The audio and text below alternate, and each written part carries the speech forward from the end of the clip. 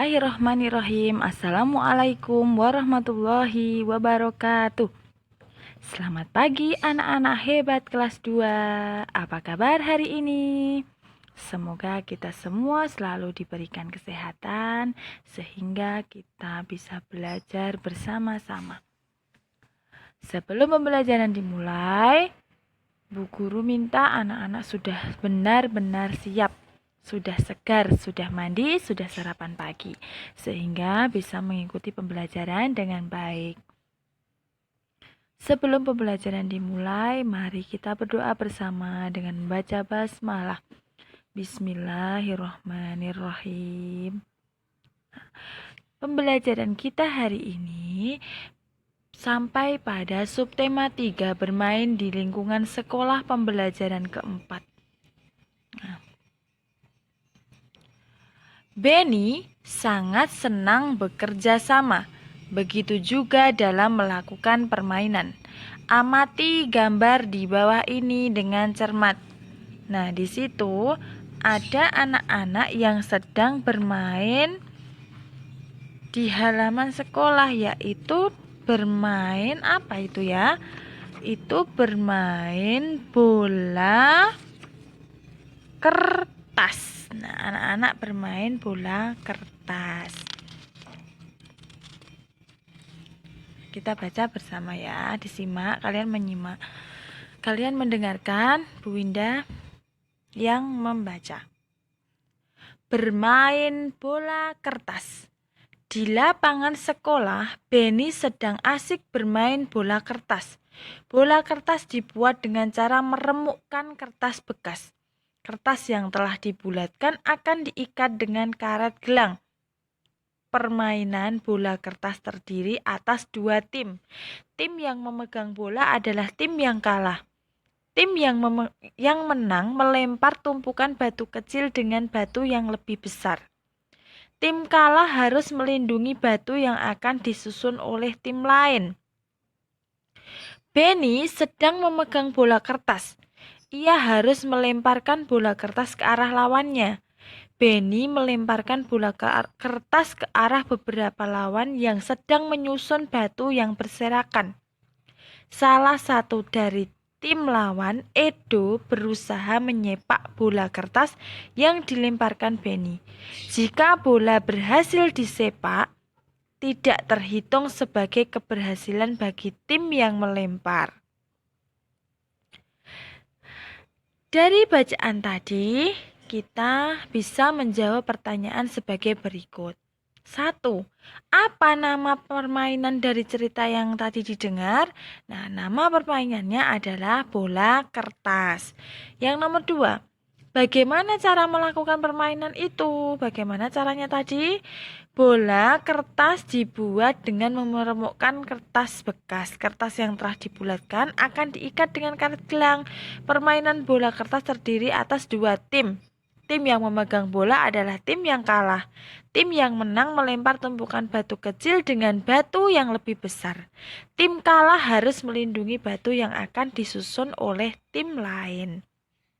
Ketiga, mengapa Edo melindungi teman satu timnya? Kenapa? Ya karena Edo tidak ingin timnya kalah dan temannya terkena lemparan bola kertas. Pertanyaan nomor 4. Bagaimana cara menghindari lemparannya? Dengan cara disepak. Dengan menggunakan apa? Kaki ya. Kalau menyepak itu dengan menggunakan kaki. Yang kelima, apa saja benda yang terdapat dalam bacaan? Dalam bacaan tadi kita mendengar ada nama-nama benda di situ. Apa saja ya? Nah, di situ ada kertas, batu, dan karet gelang. Sekarang, amati benda-benda di bawah ini lalu tuliskan ciri-cirinya. Coba dilihat ini gambar apa? Ya, ini karet gelang. Ciri-cirinya, karet gelang itu berbentuk lingkaran. Kalau di situ karetnya berwarna-warni, ya kita tulis ciri-cirinya karetnya berwarna-warni. Yang ketiga, terbuat dari karet. keempat, sifatnya ya ini bisa melar. Kalau kita tarik itu bisa melar ya, bisa elastis. Dan terakhir termasuk benda padat.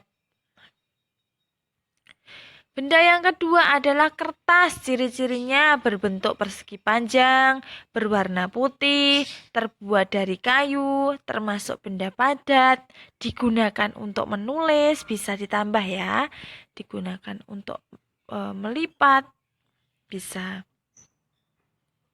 Kemudian benda yang ketiga adalah batu. Ciri-cirinya berbentuk tidak beraturan. Batu itu ada yang bulat, ada yang runcing, ada yang mirip persegi, ada yang segitiga. Nah, banyak sekali bentuknya, tidak beraturan.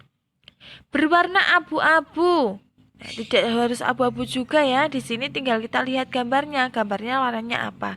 Jika kita disuruh mengamati atau menyebutkan ciri-ciri gambar, berarti kita lihat di situ warnanya apa. Yang ketiga keras. Batu itu sifatnya keras. Dan yang terakhir termasuk juga benda padat. Kita ingat kembali wujud benda ada 3, yaitu benda padat, benda cair, dan benda gas. Kita lihat contoh di sekitar kita. Contoh benda padat yaitu ada lemari, kursi, meja, pensil, rak, dan masih banyak yang lainnya. Contoh benda cair, misalkan madu, minyak goreng, kecap, sirup, air putih, dan masih banyak lagi contoh yang lainnya. Lalu kemudian contoh benda gas di sekitar kita. Udara di dalam balon, bukan balon loh ya. Kalau balon itu termasuk benda padat, tetapi isinya yang termasuk benda gas. Maka kita harus menyebutnya udara di dalam balon. Yang kedua, tabung gas itu benda padat, tetapi isinya adalah benda gas, yaitu berarti isi tabung gas. Yang ketiga ada asap. Asap pada ceret ya itu ya. Lalu kemudian yang keempat asap kendaraan. Dan yang kelima adalah asap pabrik. Bacalah teks percakapan ini.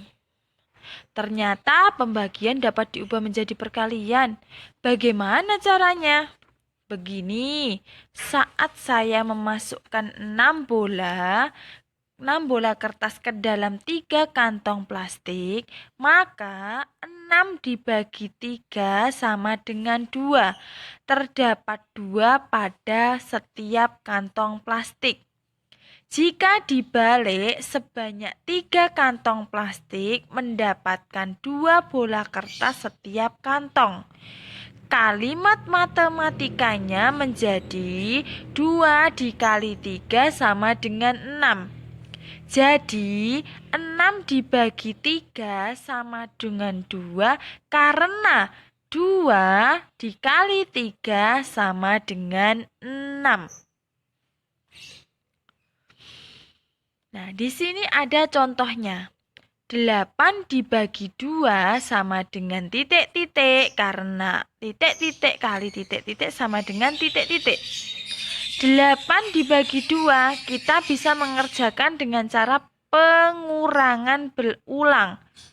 8 dikurangi 2 ada 6. 6 dikurangi 2 ada 4.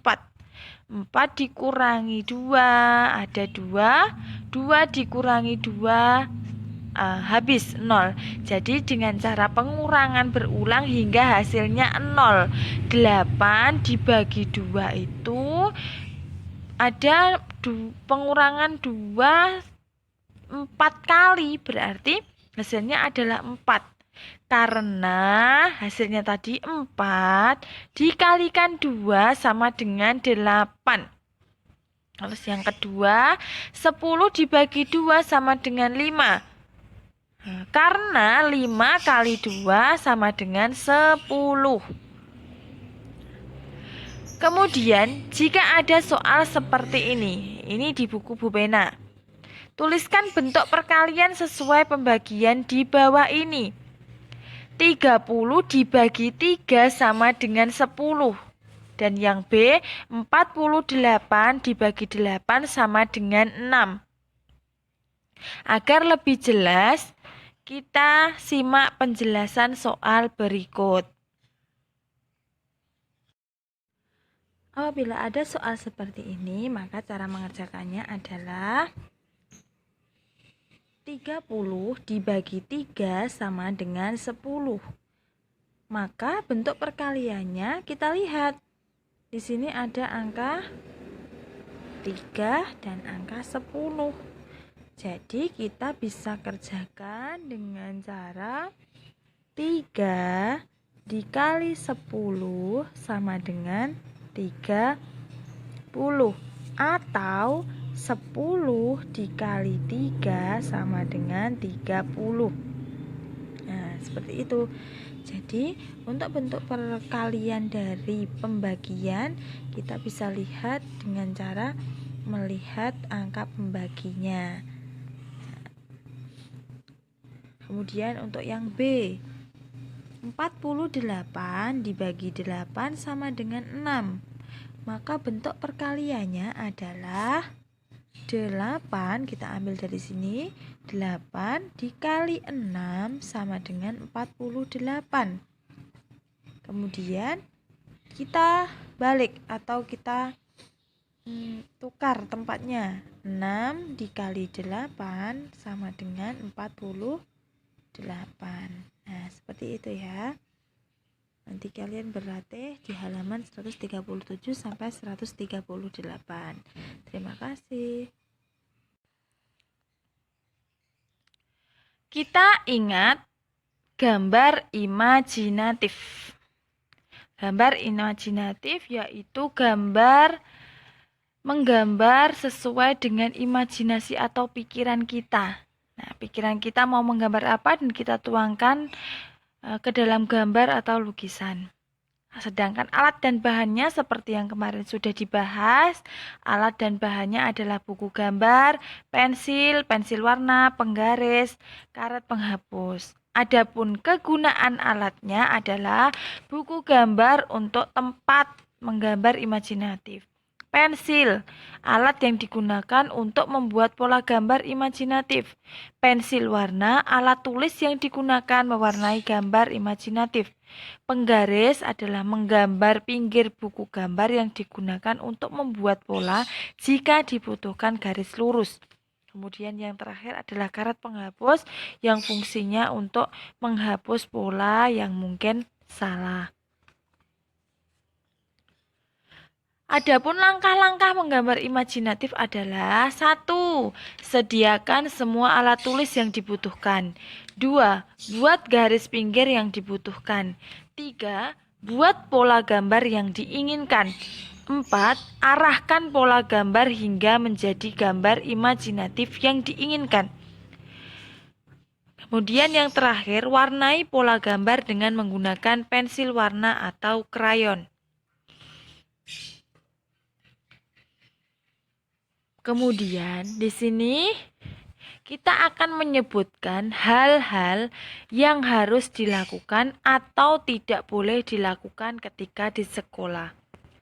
Apa saja yang kamu lakukan di sekolah? Ada kegiatan yang harus dilakukan atau tidak boleh dilakukan. Hal yang harus dilakukan misalnya, contohnya, melakukan piket kelas sesuai jadwal, memakai seragam yang bersih dan rapi, berdoa sebelum memulai pelajaran. Sedangkan hal yang tidak boleh dilakukan misalnya, merusak buku-buku perpustakaan, terlambat datang ke kelas, membuang sampah sembarangan. Nah, itu merupakan contoh hal-hal yang tidak boleh dilakukan di sekolah. Untuk tugasnya, kerjakan Bu Pena halaman 137 sampai 138 dan di halaman 140. Terima kasih atas perhatian anak-anak semuanya. Di rumah tetap semangat belajar, tingkatkan ibadah kalian, berdoa supaya wabah ini cepat berlalu. Anak-anak tetap jaga diri, jaga kebersihan diri, selalu pakai masker jika keluar rumah, dan sering-sering mencuci tangan. Terima kasih. Wassalamualaikum warahmatullahi wabarakatuh.